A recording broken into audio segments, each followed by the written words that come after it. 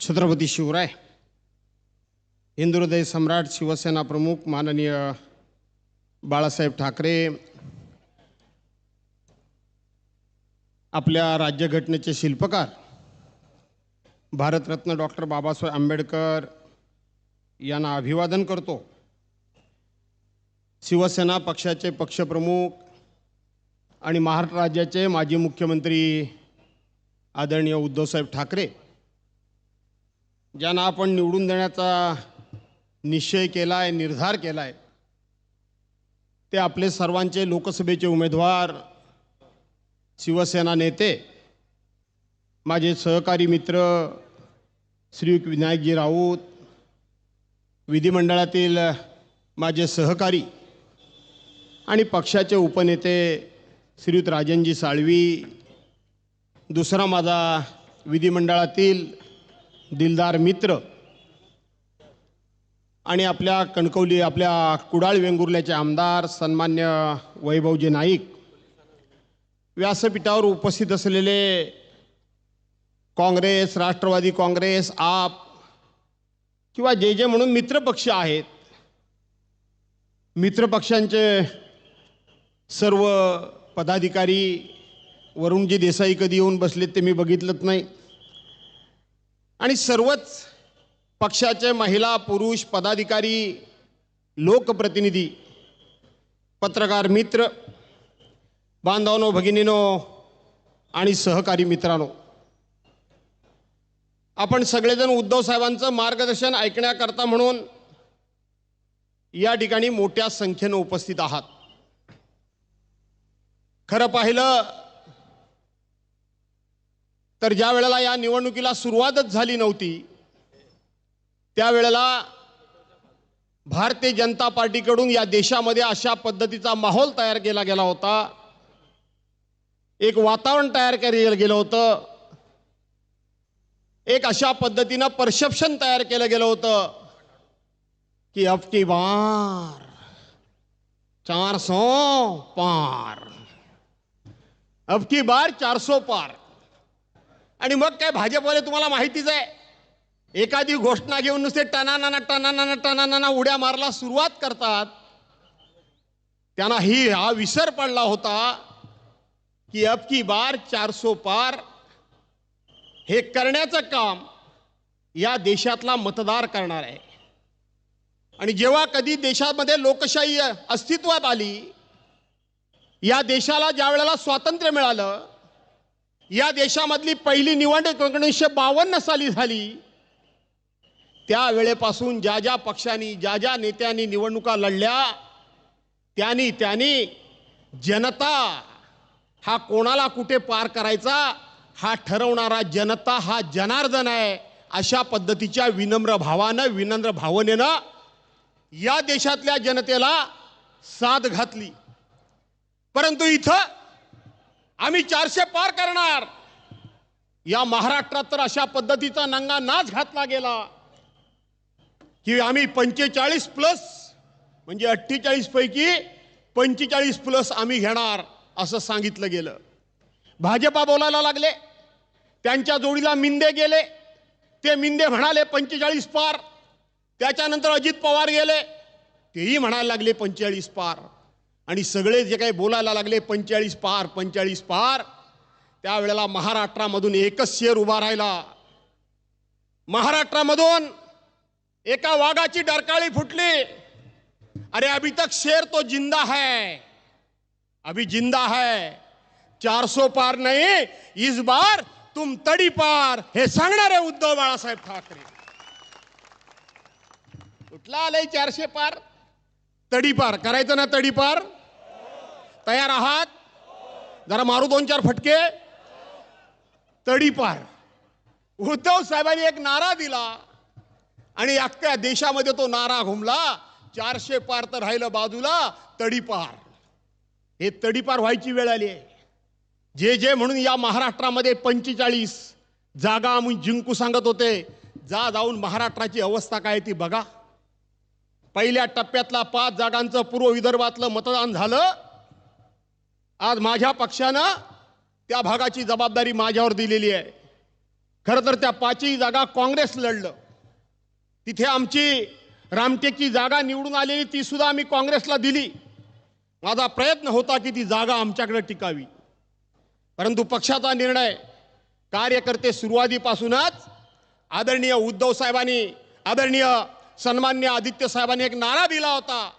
आमच्यातले 40 आमदार फुटल्यानंतर 50 खोके, अरे 50 खोके, आणि हे 50 खोके एकदम ओके असा हा काय नारा घराघरामध्ये सुरू गेला. त्या फुटलेल्या गद्दारांना लोक ओके नाही, भोके भोके भोके म्हणून ठोकायच्या पाठीमागे लागले होते. आणि मग इकडे पळ, तिकडे पळ, तिकडे पळ, तिकडे पळ. रानो माळ यांची पळापळ झाली, रानो माळ यांची पळापळ झाली. आणि त्याच वेळेला शिवसैनिक एकवटला. शिवसैनिक संतापलाय. मी पूर्व विदर्भ केला, मी पश्चिम महाराष्ट्र केला. काल माझ्या कोल्हापूरला 4 सभा झाल्या. आज सकाळी बावड्याला 1 सभा झाली. येता येता मी मलकापूरला छोटीशी सभा केली. आणि आज या ठिकाणी तुम्हा सर्वांना विनंती करण्याकरता उभा आहे. शिवसैनिक पेटून उठलाय, शिवसैनिक चवताळून उठलाय. आज कोल्हापूरची निवडून आलेली जागा सुद्धा आम्ही छत्रपती शाहू महाराजांच्या नावानं काँग्रेसला सोडली.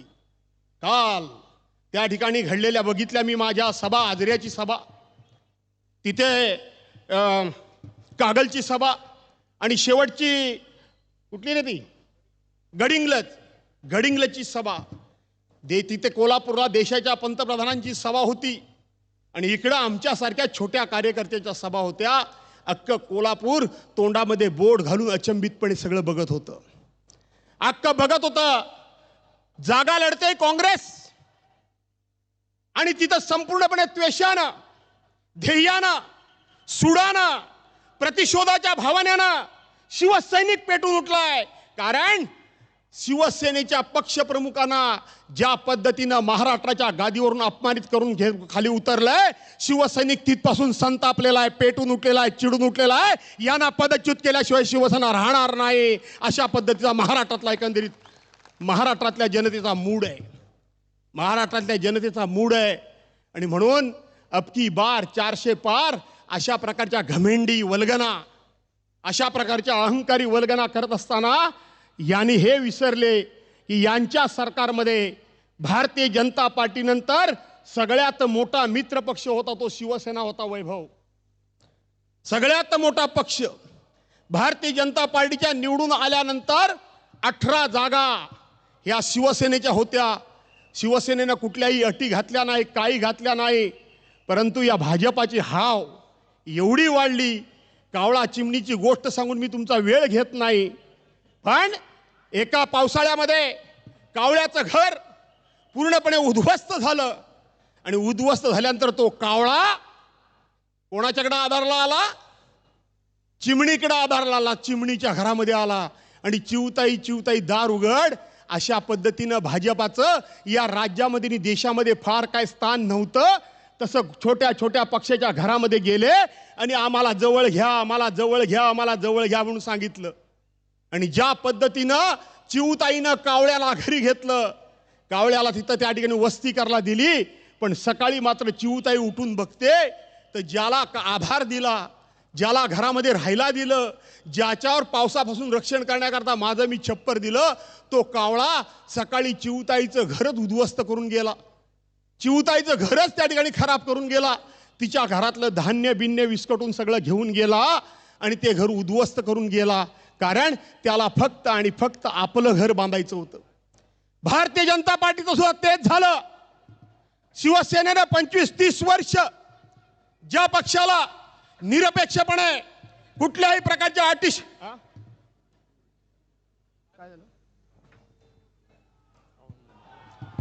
कोण आला रे, कोण आला, कोण आला रे, कोण आला?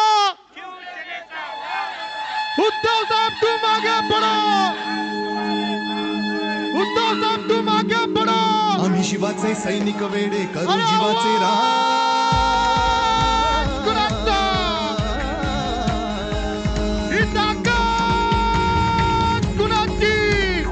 आम्ही शिवाचे सैनिक वेडे करू जीवाचे राज.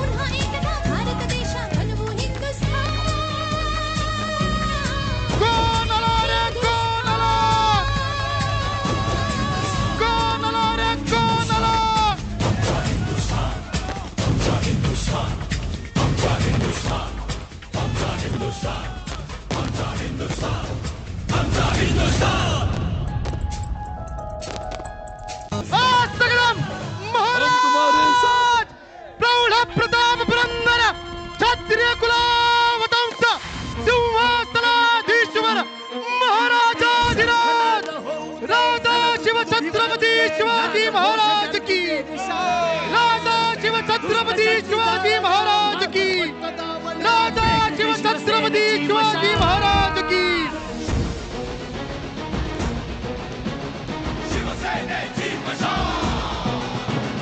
हिंदू हा तुझा धर्म जाणून घे, हेच मर्म जीवन करत्यास तू बहाल.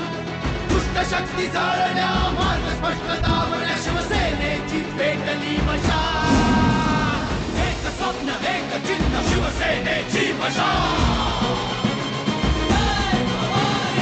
शिवसेना उद्धव बाळासाहेब ठाकरे यांचं चिन्ह मशालच निवडा. पेटली शिवसेनेची मशाल.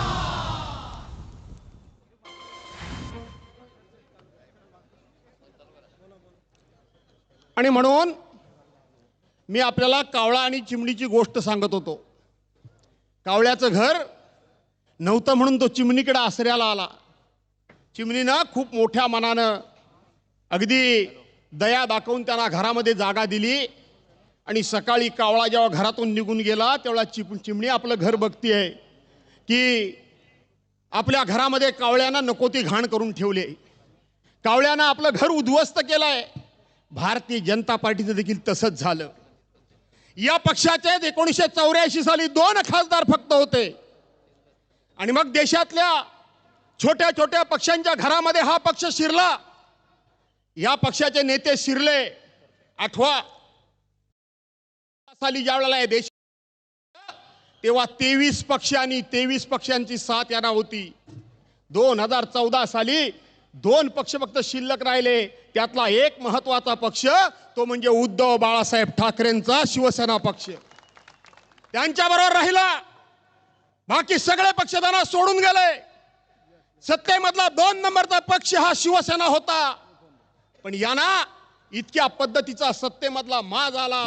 यांना असं वाटलं की बाकीच्यांची जसे आम्ही घरामध्ये जाऊन छोटी छोटी घरं फोडली, त्यांची घरं उद्ध्वस्त केली, तशाच पद्धतीनं शिवसेनेचं उद्धव बाळासाहेबांचं राजकीय घर आम्ही उद्ध्वस्त करू असं त्यांना वाटलं. जशी कावळ्या चिमण्याची गोष्ट सांगितली तशी दुसरी गोष्ट मी तुम्हाला सांगतो. गरुड तुम्हाला माहित आहे. गरुड हा गरुड वळवळणाऱ्या सापावर जर त्याची नजर पडली तर त्याला सुद्धा आपल्या नख्यांमध्ये पंजांमध्ये घेऊन जातो. भल्या भल्याना मग तो ससा असू दे नाही तर आणखीन कोण असू दे त्याला सहज पकडून जातो. त्या गरुडाच्या नादाला लागायला कोण बघत नाही. पण कावळा असा आहे, कावळा असा आहे, तो गरुडाच्या पाठीवर बसतो. तो गरुडाच्या पाठीवर बसतो आणि त्याच वेळेला तो गरुडाच्या मानेचा चावा घ्यायला बघतो. गरुड हालचाल करत नाही. गरुड काही बोलत नाही. कावळा प्रयत्न करतोय पाठीवर बसले आहे. आणि त्याच वेळेला गरुड एक झेप घेतो, भरारी घेतो आणि तो उंच उंच उंच इतका उंच उंच जातो की जो कावळाला वाटत होतं की मी गरुडाच्या मानेचा घोट घेईन, मी गरुडाला या ठिकाणी मारेन, तो कावळा श्वासोश्वास करता तडफड करायला लागतो. त्याला श्वासोश्वास घेता येत नाही आणि मग तो तडफडून खाली पडतो. भारतीय जनता पार्टीचं देखील तेच झालंय. त्यांना कळलं नाही. त्यांना वाटलं उद्धव साहेब साधे आहेत, भोळे आहेत, सौम्य आहेत. पण हा वाघाचा बच्चा आहे, हा गरुड आहे. या गरुडाच्या मानेला चावा घेण्याचा प्रयत्न भाजपाने केला आणि आज भाजपा 400 पार नाही तर तडीपार व्हायची वेळ आली. या गरुडानं त्यांना ते तडीपार केलंय. या गरुडानं त्यांना तडीपार केलंय. कोणाच्या नादाला तुम्ही लागलात याचा विचार केलात नाही. मी मगाशी सांगितलं की सगळा बहुतेक महाराष्ट्र मी पादाक्रांत केला. आज मी कोल्हापुरातून आलोय. लाजा वाटत नाही ना. हे जे गेले ते सांगत होते की नरेंद्र मोदींचा फोटो लावून आम्ही निवडून आलो, नरेंद्र मोदींचा फोटो लावून शिवसेनेचे आमदार निवडून आले. मागच्या एका सभेमध्ये मी सांगितलं होतं, मी जाहीरपणे सांगतोय की निवडणुका केव्हाही येऊ द्या, उद्धव साहेब नरेंद्र मोदींचा फोटो कधी बी बॅनरवर लावणार नाहीत. पण तुम्ही जर खऱ्या बापाची औलाद असाल, थोडी तरी लाज लज्जा तुम्हाला असेल तर तुम्ही आमच्या हिंदुराज सम्राटांचा फोटो लावू नका. काल कोल्हापुरामध्ये देशाच्या पंतप्रधानांची सभा होती आणि एका बाजूला माझ्या सभा होत्या.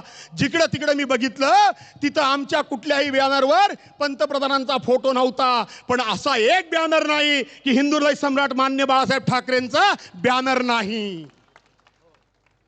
तुम्हाला तुमचा फोटो लावून आम्ही मतं घेतली असं तुमचं म्हणणं आहे ना. तुम्हाला संधी आली होती, तुम्ही बाळासाहेबांचा फोटो लावायला नको होता, फोटो लावायला नको होता. आणि म्हणून मित्रांनो, अनेक मुद्दे, अनेक अनुभव हे मी तुमच्या समोर कथन करू शकतो. ही निवडणूक कोण निवडून येतो आणि कोण जिंकतो एवढ्या पुरेशी ही निवडणूक मर्यादित नाही.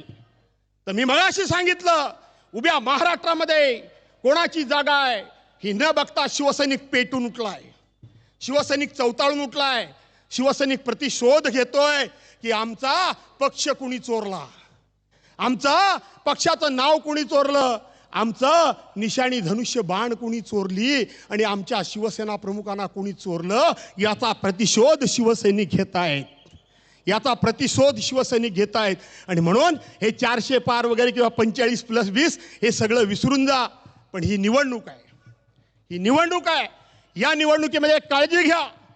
कोणी काही चर्चा घडवेल, कोणी काही बोलेल, पण हिंदुहृदय सम्राट शिवसेना प्रमुख मान्य बाळासाहेब ठाकरे नेहमी शिवसैनिकांचा उल्लेख करताना गौरवानं नेहमी म्हणायचे की शिवसैनिकांच्या नादाला लागू नका. शिवसैनिक म्हणजे मदावर बसलेल्या मधमाशावर, मधाच्या पोळ्यावरच्या मधमाशा आहेत. त्या जोपर्यंत शांत आहेत तोपर्यंत शांत आहेत. पण ज्याला कोणाला खुमखुमी आली असेल त्यांनी फक्त त्या मधाच्या पोळ्यावर एक दगड मारून बघावा, त्या माशा त्याची काय अवस्था करतात ते बघावं. हे नेहमी शिवसेना प्रमुख सांगायचे. त्या मधावरच्या पोळ्यावरच्या बसणाऱ्या तुम्ही माशा आहात, मधमाशी चाखणाऱ्या तुम्ही माशा आहात. मधमाशी फुलातला मध घेऊन येऊन त्या ठिकाणी निर्माण करणारं पोळं तुम्ही माशा आहात. परंतु माशा 2 प्रकारच्या असतात, तेवढंच फक्त तुम्हाला मी सांगतो. माशा 2 प्रकारच्या असतात. मध पोळ्यावर, मधाच्या पोळ्यावर बसणारी माशी ही कधी घाणीवर बसत नाही. ती माशी जरी असली तरी ती घाणीवर बसत नाही. आणि घाणीवर बसणाऱ्या माशीला मधमाशाच्या पोळ्या जवळ करत नाही. तुम्ही मधाच्या पोळ्यावरच्या माशा आहात. या घाणीवर बसायला कुणीही जाण्याचा चूक करू नका, कुणीही चूक करू नका. अशा प्रकारची विनंती करतो. विनायक राऊतांबद्दल मी काय बोलायला पाहिजे, विनायक राऊतांबद्दल मी काय सांगायला पाहिजे. स्वतः अनुभवतात, स्वतः बघतात, स्वतः ऐकतात. हे सगळं तुमच्या काना, नाका, डोळ्यांनी जी गोष्ट तुम्ही अनुभवतात त्याच्याबद्दल मी फार काही सांगणार नाही. पण आज गाडीतून येत असताना, कोल्हापूरतून प्रवास करत असताना उद्धव साहेबांनी एक क्लिप पाठवली. तेवढी पुन्हा पुन्हा पुन्हा पुन्हा पुन्हा पुन्हा मी ऐकली. मला सोशल मीडियाच्या आमच्या लोकांना विनंती आहे की ह्या क्लिप्स व्हायरल करा. 30 सेकंदाच्या आहेत, 45 सेकंदाच्या आहेत, फार नाहीत. त्या क्लिपमध्ये बाकी सगळ्या महाराष्ट्राच्या, देशाच्या व्यथा काय आहेत, अडीअडचणी काय आहेत. हे दुष्टांचं सरकार, हे अहंकारी सरकार, हे दोस्तीला न जागणारं सरकार, हे महिलांचा आदर न करणारं सरकार, आदर तर सोडा, अपमान ठाई अपमान करणारं सरकार. वेळ कमी आहे ना तर चंद्रपूरची घटना सांगितली असती, वेळ कमी आहे म्हणून मणिपूरची घटना सांगितली असती, वेळ कमी आहे म्हणून माझ्या रत्नागिरी जिल्ह्यातली सुद्धा घटना सांगितली असती. पण सांगत नाही. आणि म्हणून त्या क्लिपमध्ये हे सगळे विषय थोडेफार आहेत.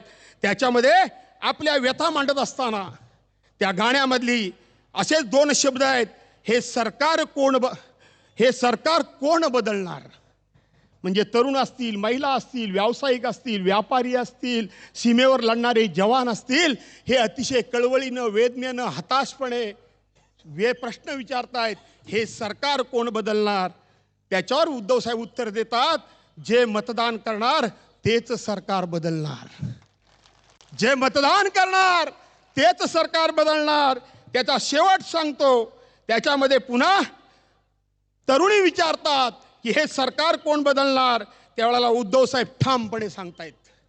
शब्दामध्ये आश्वासकता आहे, शब्दामध्ये निश्चित स्वरूपाचा अशा प्रकारचा विश्वास आहे, विश्वासघात नाहीये, खोटा आशावाद नाहीये. तर तिथं सांगतात उद्धव साहेब की हे सरकार कोण बदलणार. मशाल पेटणार, घाबरू नकोस आणि सरकार बदलणार. मशाल पेटणार आणि सरकार बदलणार. ह्या माझ्या मुस्लिम भगिनींपासून सगळ्या जाती धर्माची लोक इथं ज्या विश्वासानं उद्धव साहेबांना ऐकण्याकरता आलेत, ज्या विश्वासानं उद्धव साहेबांच्या अख्खा प्रचंड सभेमध्ये बसतात, हेच तुझ्या हे सरकार बदलणार आहेत. आणि हे सरकार बदलणार म्हणजे विनायक राऊतांना निवडून देऊन एक एक खासदार या ठिकाणी निवडून आणणार. त्यामुळे बाकीच्यांचे कोणाचा विचार करण्याची गरज नाही. आता मी 2-4 फटके काही मारत नाही म्हणून सगळे जरा शांत आहेत. पण विनायक राऊतांनीच मला सांगितलं, नको रे बाबा फटकारे मारू. असं तुझा तुझा तुझा त्यांनी मला असं सांगितलं की तुमचा एखादा फटकारा बसला तर पोटनिवडणूक लागायची, अशी अवस्था आहे. कारण मध्य प्रदेशमध्ये एक पोटनिवडणूक लागली. काल 89 जागांकरता मतदान झालं, तर ती एक जागा कॅन्सल झाली, म्हणजे 88 ठिकाणीच मतदान झालं. आणि म्हणून विनायक राऊतांना मला खासदार बघायचं आहे, पोटनिवडणूक करायची नाही. म्हणून मला तुम्हाला काय म्हणायचं समजलं का नाही समजलं? आणि म्हणून घ्या हातामध्ये मशाल, या हातामध्ये मशाल घ्या, ती मशाल प्रज्वलित करा. 7 तारखेला कुणीही न बोलवता, कुणीही निमंत्रण न देता, कुठलीही व्यवस्था न करता स्वतःहून अशात लाखोच्या संख्येनं मतदान केंद्रावर जा आणि 3 नंबरला विनायक राऊत यांच्या नावासमोर मशाली निशाणी आहे, तिचं बटन दाबून हातात मशाल घेऊन विजयाची तुतारी फुंका, अशा प्रकारचं आव्हान करतो आणि आपल्या सर्वांची रजा घेतो. जय हिंद, जय महाराष्ट्र.